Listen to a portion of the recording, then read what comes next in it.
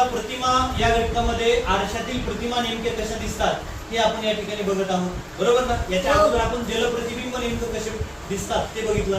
जलप्रतिबिंबामध्ये काय दिसतं, वरची बाजू या ठिकाणी खाली आणि खालची बाजू वर दिसते. पण या ठिकाणी आपण आरशातील प्रतिमा बघत आहोत. आता ही दिलेली एक आकृती या ठिकाणी आहे. या आकृतीमध्ये काय होणार आहे बघा, ज्या बाजू उजवीकडे आहेत त्या बाजू डावीकडे येणार आहेत आणि ज्या बाजू डावीकडे आहेत त्या बाजू उजवीकडे येणार आहेत, बरोबर ना.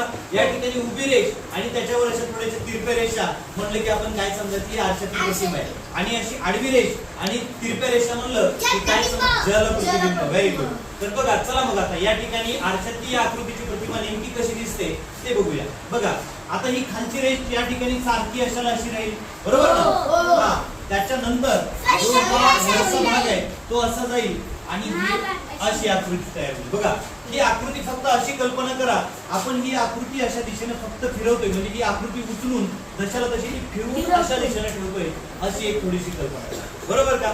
आता हा बाण या ठिकाणी इकडे आहे, बरोबर ना. हा बाण या ठिकाणी या दिशेला आहे, हा बाण या ठिकाणी कोणत्या दिशेला होईल, या दिशेला, बरोबर ना. एक एक गोष्टीवर या ठिकाणी फोकस करा, प्रत्येक गोष्ट आपण बघूया.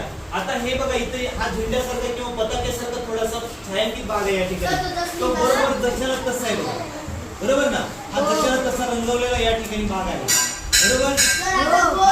आणि जो हा व्हेरी गुड, हा जो गोल आहे तो काय होईल, फक्त इकडे होता याची डावीकडची बाजू येईल आणि हा बाजू ही बाजू अशा पद्धतीने, म्हणजे ही आकृती आरशामध्ये अशा पद्धतीने दिसली पाहिजे.